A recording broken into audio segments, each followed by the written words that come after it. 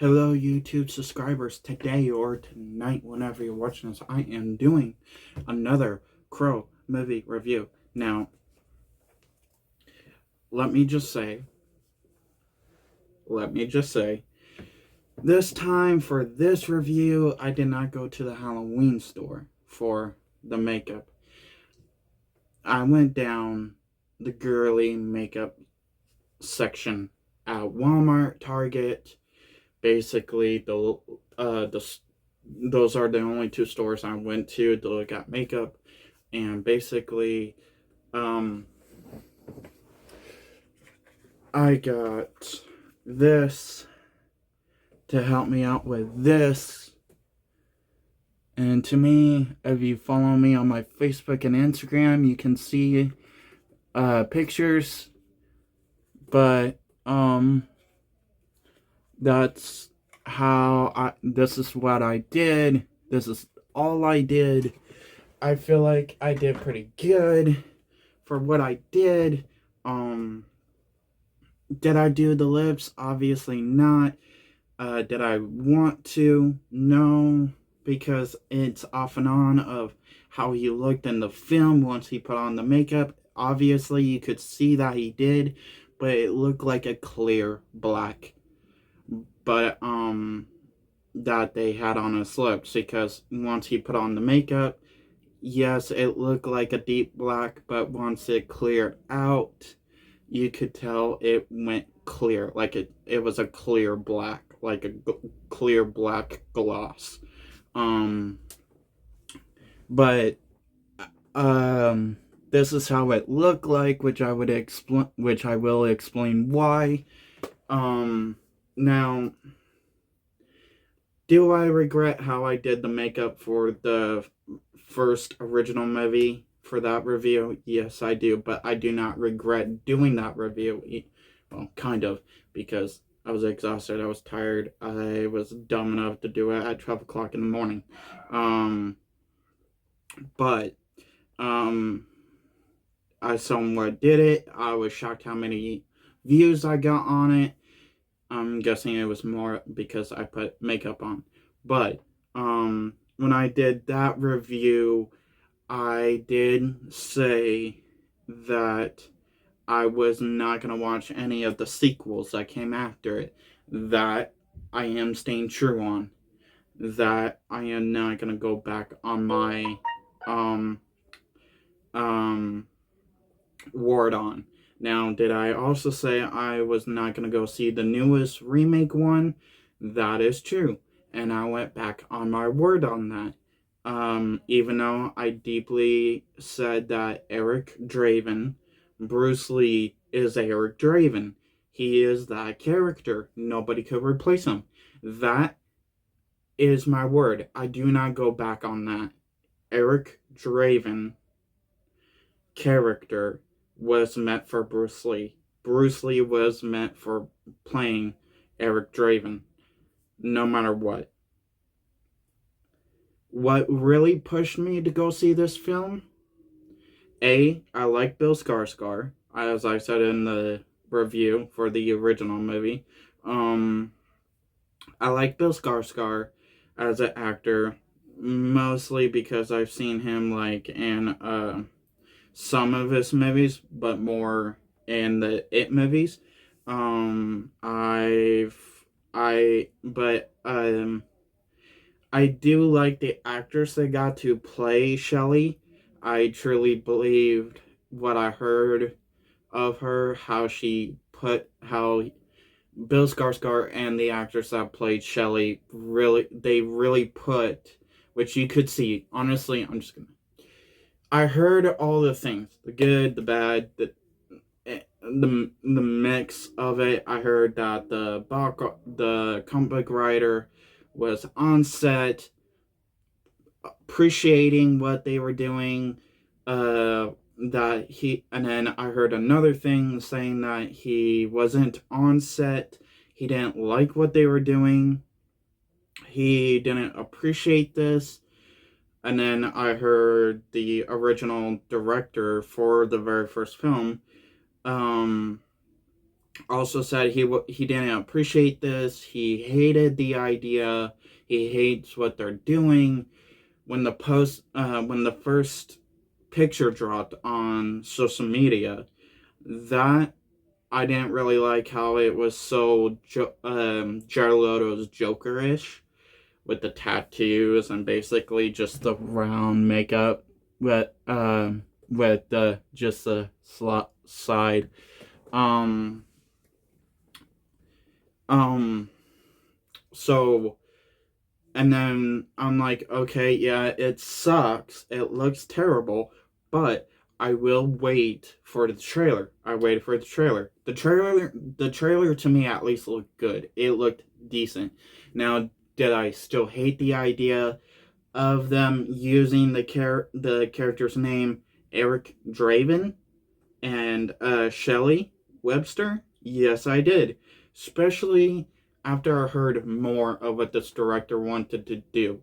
He wanted to prove that basically anybody could be um, the Crow. Anybody could go through the trauma and end up as the Crow. Okay, that's cool. If you want to tell that type of story, kind of soft reboot, basically not a full remake, not a full remake like a beat by beat scene, which it's not. It actually isn't. But and since you want to tell that type of story and just like how the sequels wanted to, but so why not do what the most biggest popular thing is? Not a remake, that's kind of old but it's still around, but a requel. Erase the sequels, come up with something new. Years later, a new guy goes through a trauma. Okay, basically what he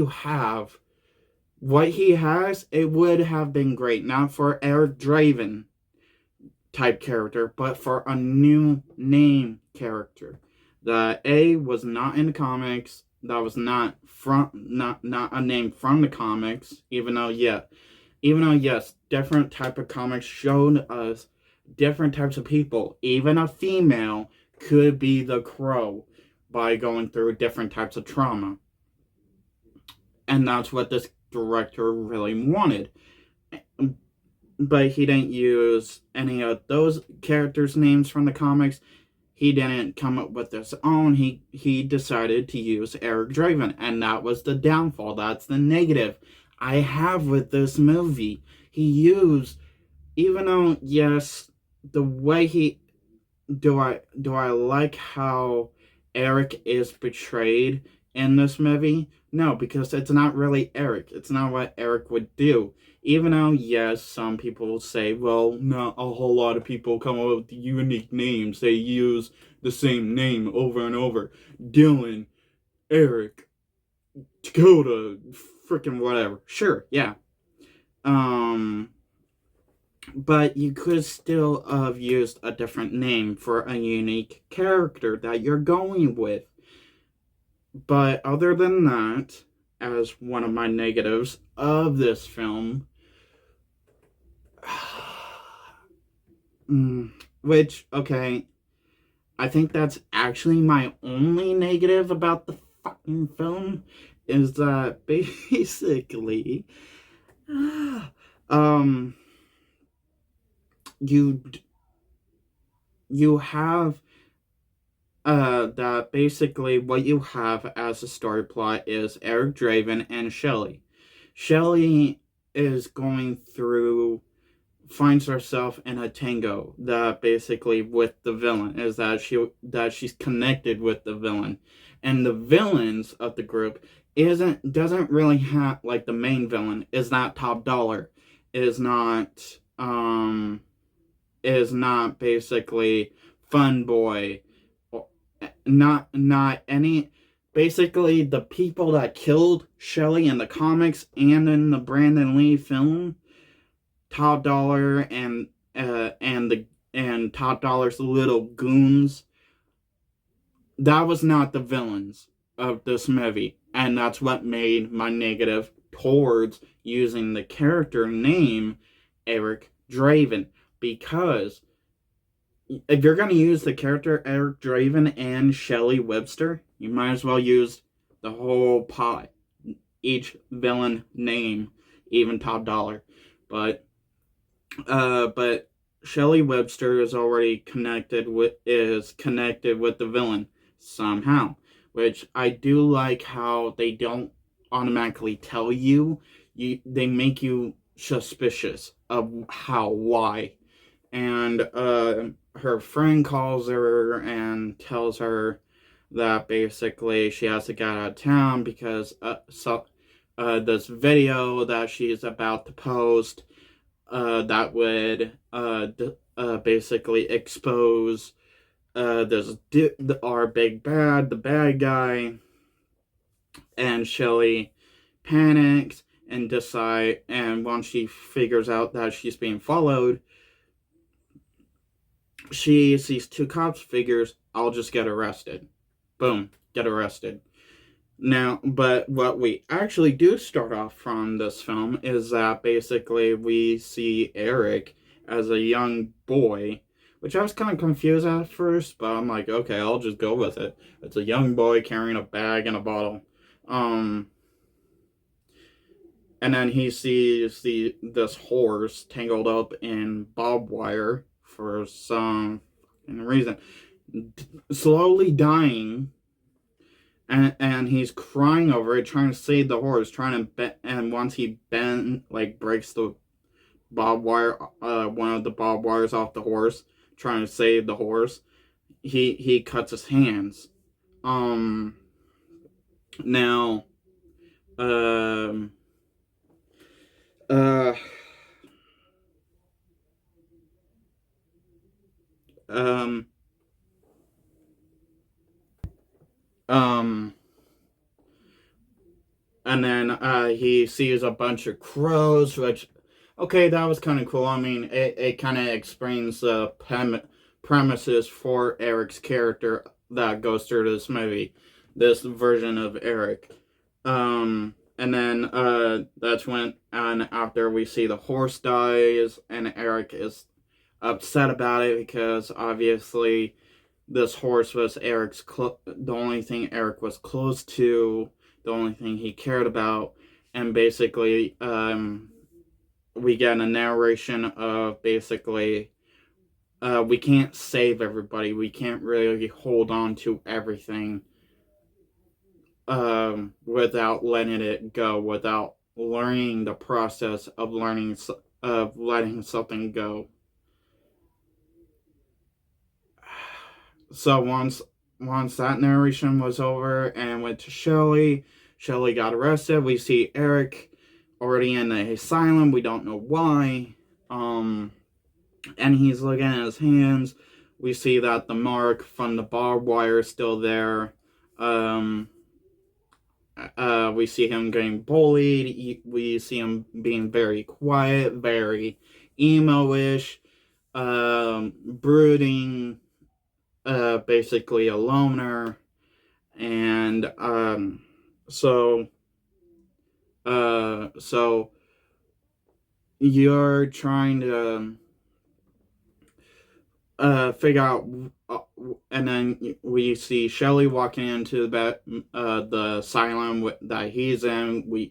We see him as well looking at her through his prison cell, his little room. Which then later on we see drawings that he does. He's an artist that does like poems or songs. He said it doesn't really, which I feel like that's a cute little callback to the Brandon Lee version, is where basically Eric and the Brandon Lee was a singer. He sings, so they said, she said, are you a singer? And are these your songs? And he's like, no. And she's like, are these poems? And he's like, no, I really don't know what they are. Which I also liked how she also asked if they're songs, because I felt like that was also pointing to her, because in real life, the actress that plays Shelley, she's a singer in real life. That's her. And this was actually her first film she ever did, because she only did sing. But now, and then basically we see their relationship bloom. Uh, we take a little bit of time. I did not want to agree at first once I was hearing the reviews, but I was hearing that it takes too much of the movie, the beginning point of the movie. Okay, does it? Yes. Does it help? But does it help not recapping what the original one did, where it basically gives us flashbacks of the relationship and not actually give us time of actually seeing it? Yes. To me, I feel like that's where the sequels fail at, is that the original sequels automatically jump to the kill, the murder scene, and the crow scenes. But this one actually took its time, actually showed us and not give us flashbacks of what, even though, yes, it still gave us flashbacks, but that was for a purpose. Like it was in the original movie. But we take our time developing feelings for Eric and Shelley, and once it gets to the murder scene, which, okay, yes, I knew that was coming. It actually got me to tear up. I actually started crying at that scene where basically I knew that was coming. I automatically had that in my head, but I'm like, no. So and then after that we instead of them being buried, it's them drowning, and we see we see him a few times trying to swim down, trying to reach her, because there was a scene she where she did ask him while standing on a bridge, if I jump, would you jump with me? And that's where that whole scene is, which I do like that scene when they're in the water, because they're actually in a tank of water filming that scene. And and and um and so while like three or two times after he died, he tries to swim down and tries to reach out for her, tries to save her, to get her out of the water. Well, after the first time he dies, Eric sees a hobo that basically helps him, that basically tries to explain, while Eric is like, this is a bad dream, this BS, I want to wake up. So the hobo basically poked him, he slowly falls down in his pot of water, wakes up, and still in his apartment. Shelley's gone all of a sudden, and sees this cop, thought the cop would help, and then the cop, he kills the cop because the cop tried to kill him because he was working with the bad guy. He realized and then he was hurt. He realized by putting one of his body parts back in, he realized he was healing. And then he was hearing voices of basically, this is the crow, that's the crow's power.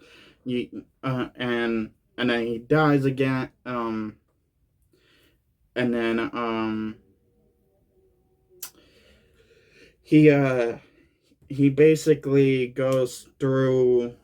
He dies again. The hobo basically explains it, where he's like, "Are you the Where Eric's like, "Are you the Reaper? Are you Are you death? Are you an angel? What the hell are you?" And he laughs, and he's like, "Oh, I'm nobody. I'm just a guide. But if you if you do me a favor, I can do you a favor, and this is the favor." Which, okay, it's kind of my negative, but also it's cool because I don't think which I also feel like this is where the original sequels fell flat. That basically it copied the same pattern. An incident happened, became the Crow. The guy that became the Crow died and had a happy ending. This is where basically, if you become the Crow, then you and Shelly will once again be brought back to life and will not die, and you guys will have a happy life if you do me this favor. Eric decided, okay, I'll do you this favor. He finds out what that video is of what got Shelly killed. And then before he got killed the third time, he went to his friend that Shelly he went to a friend that was a friend of Shelly's that that helped give Eric the same tattoo as she did, that he told her he liked when they first met in the asylum, which it was a tattoo of two theater art masks, the happy and then the frowning, which I did like how that's how they brought that up, and that's kind of how he and then the tattoo said above and the bottom of the mask is cry now, or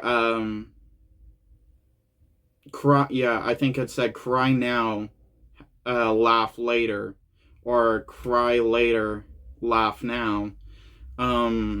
Which I did like, because to me, I feel like that was something that really brought out a little bit more of the Crow, just like the original, because when Brandon Lee got the theater mask, it was frowning, because the makeup helped you, because the makeup of the Crow makes you laugh, helps you put a smile on your face.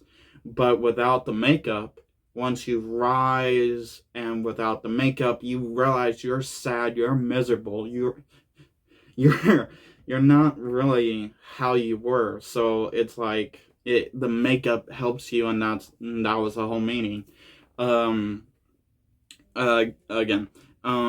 So, and then after he died, after he saw the video, because she asked Eric on the bridge if you found out what I actually did, would you still love me? And he said, of course. Yeah, this was like hours before he actually saw the video. He went to their friend, and that gave them the tattoo as she did, and he told him that basically he doesn't know what to think. He can't really think. He is everywhere right now, angry, sad, and really freaking depressed. And his friend's like, okay, calm down. But here's the real question you need to ask yourself. Before 3 freaking guys came in to break up before Eric could answer, is that basically his friend asked, do you still love Shelly? Could you still do this for Shelly? And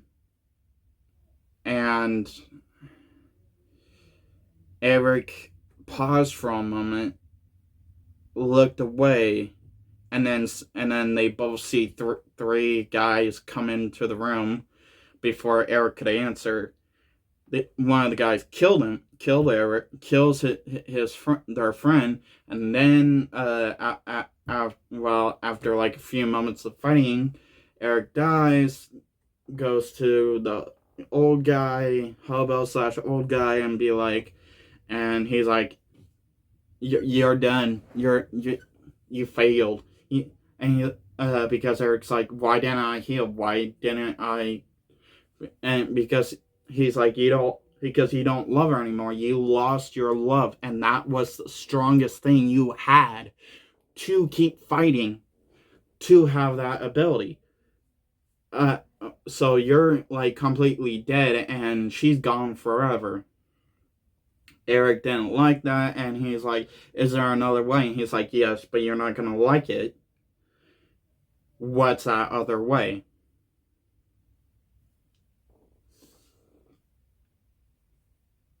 Take my place. Shelly will be, if you take my place, basically, Eric would still, basically the whole thing is that Eric was not dead. He could still return to his body, be alive. Um, but Eric turns around and said, "Is there another way?" And he's like, "Yes, but you won't like it." And he's like, "My soul for hers. She lives."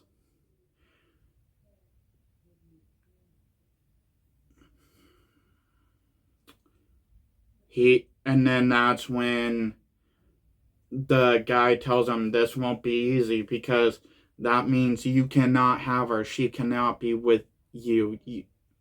You'll be stuck here in limbo. Um, and Eric said, it's worth it. To me, I feel like that should not have happened, even though, yes, granted, because it still proved that he still loved her, that no matter what, he was always, that he still loved her, even though what he saw of that video. To me, that's another of my negative, but it still made a good ending, because once he killed all the bad guys and got through all the bad guys, slash girl, because there was a female of the group, um, he basically, and after the main bad guy tried to steal the crow's power because the bad guy made a deal with the devil, and basically that's what the hobo slash old man wanted, was Eric to kill the guy that made the deal with the devil, is that he could live forever. He can basically tell people what to do. Which, okay, if this was Top Dollar, if the character name was still Top Dollar, then yeah, that would be my negative. But it's a different type of. He gave the villain a different name, so I will let that slide. It made a good villain. Is that basically he didn't really you could quote he still killed them, but basically by his point of view was that basically he was able to live forever thanks to the deal he made with the devil, and his power that came along with it is that if he whispers in your ear and you hear a different voice, a darker voice, a evil voice, it makes you do stuff you do not want to do. He could, by killing yourself, killing somebody else, or just something tragic. Um, and and once the bad guy knew that that's what basically that's what Eric had, he wanted it, but so the final battle, once Eric was the full crow, which, okay, this was another part of my negative, is that basically, did he have the healing ability? Yes, he did. And I get it. He was not fully dead. You have to be fully dead to have the crow power. But the second deal he made, his soul for Shelly's to live on, that's when he became the full crow. And he got stuck to be in limbo. Okay, clearly if you become the full crow, you get stuck in limbo. And that's basically who that other guy was.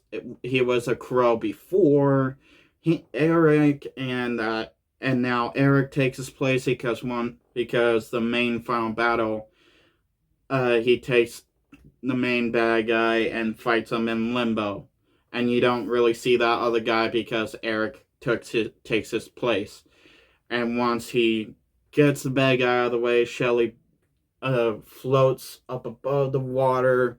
They have a few minutes to talk, which it was actually hilarious, and to me, now it's hilarious because, well, it was actually even hilarious after I got done watching the movie because while you see Shelly basically get have a few moments left to talk to Eric before she goes back to life, comes back to life, and says her goodbyes, and Eric says his goodbyes. I was actually deeply crying. I which that's why I'm glad I wear the makeup because because I was crying and I used my sleeves to wipe it off and it would be on my sleeve. But um that I was deeply crying because I did not expect that to happen. I was actually expecting Eric to still have a way to see her, and even though, yeah, sure, that could be true, but I was still crying because I I want to say I do not understand why I was so teary-eyed when I saw that scene. Basically, the whole entire ending is where he was basically narrating is that basically in another life, him and her will have their chance to be happy, to live a happy marriage life as they wanted, but for now they can't because of the path they are on. Okay, that basically, I was crying through that whole ending scene, and honestly, I could say and lie that I don't understand why I was, and that I really don't understand why I was when deep down inside I know why.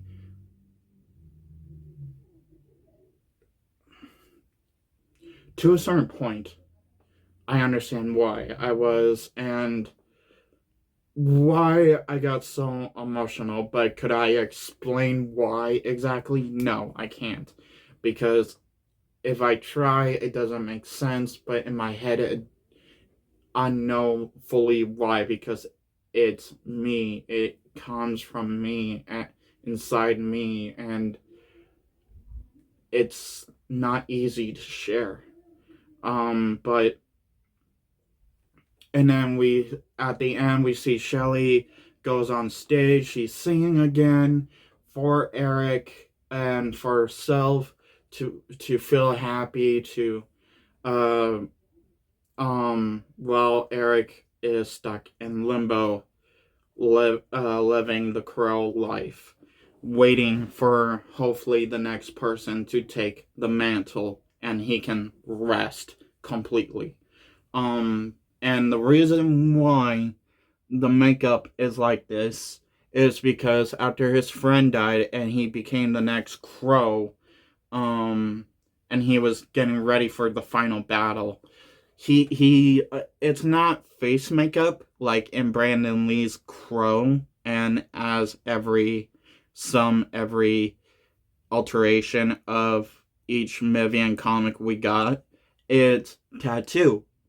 Uh, it's tattoo ink that he uses to put on his lips, the smile, the around the eyes, and basically that's why it leaks straight down from his eyes, a little bit from the smile part, because it's tattoo ink, and tattoo ink does kind of drip. So, I mean, it's cool in a way, but what also sucks is that he gets the full crow ability at the very end of the movie. Not in the beginning, not in the end. Well, not really. Well, of course, not in the beginning, like in the original, unless that it would be beat by beat formula pattern, but not in the middle, like he was supposed to. But he got it at the very end, and it's like That's one of my negatives, is that he got it at the very end of the movie. The full Crow ability. Um, all he had to do was sacrifice him coming back to life. Uh, which I feel like that the movie did on purpose, like every superhero goth origin story does. The Ghost Rider, in a way, the Ghost Rider did it in a way. Um, uh, just other goth superhero movies always follows that pattern, and how it ended up that way, I did still like how it ended up that way, but I just hate how hate it. Like it's a mix of hate and love. But did I like how it ended? Yes, I did. While also hating it. Did I like the do I like the whole movie basically? Not completely, but some of it. Will I buy this movie? Will I buy this version of The Crow? Yes, I will. Not not trying to disgrace the original movie, but for what it did, for what it was trying to be. I do appreciate exactly just that, for what it was trying to be. It was trying to be something new, trying to do something new with the Crow while using a more known type Crow character, which was Eric Draven. Even though that was my first negative about the movie. Uh, Eric Draven and Shelley Webster. Even though that was like my first main negative about the movie, I still like the whole premise of what they were trying to do with the movie. I still enjoyed the movie overall. I will still buy this movie overall. Um, do I do I did like the action scenes. I did appreciate how the action scenes were. The fighting choreography, the blood, the gore, the kills, especially one scene I've really felt painfully, because he gets kicked out of a jeep, and because he caught one of the bad guys getting into a van, and he hops in and falls through the front shield window, um, and gets kicked out of the side door, and gets hit by a truck. Well, he lives and heals, but his leg was this part of the leg was so messed up, where it was slowly healing, and then and once it snaps back in, yeah, you could, which you could tell he felt it, and so could I, because I shattered my ankle. I was like, ugh! So it was painful to watch that scene, and what I also like is that basically, since he wasn't the full Crow yet, and he only had a little bit of the Crow power, which was healing. Um, he still had like human strength, and soup and human. Basically, the rest of it was human, but the only thing he had for like the middle to a little kind of close to the ending was the healing ability. And since he only had the healing ability and the rest was human, he could still feel pain. Have the full Crow ability, you do not feel pain at all. You are superhuman. No pain, no no super fast, super strength, all that. Uh Even though it looked like he could still feel pain, he really can't. Once he got the full Crow ability. But the action scenes was great. The storyline was great. to a certain point. To a certain point. Basically, I will give this movie. Basically, 4.5 stars. No, not even a half.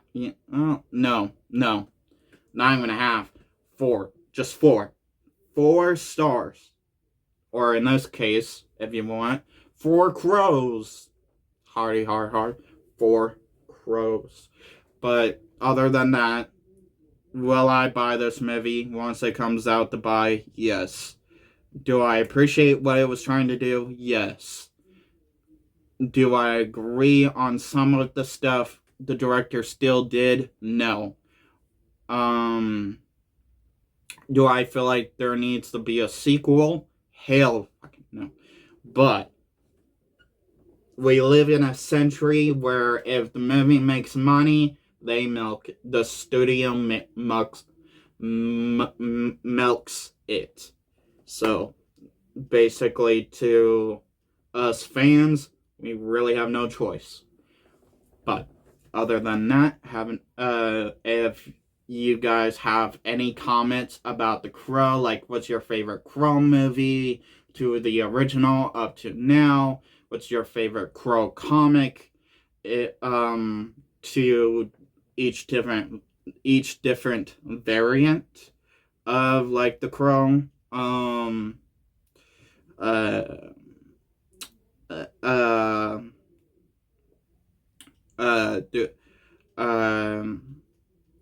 basically, did you see the new Crow movie? What scene was your favorite? Which line was your favorite?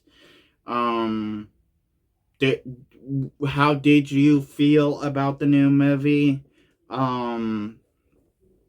Basically, anything about The Crow, anything, to original, to new, or new of The Crow, just comment down below.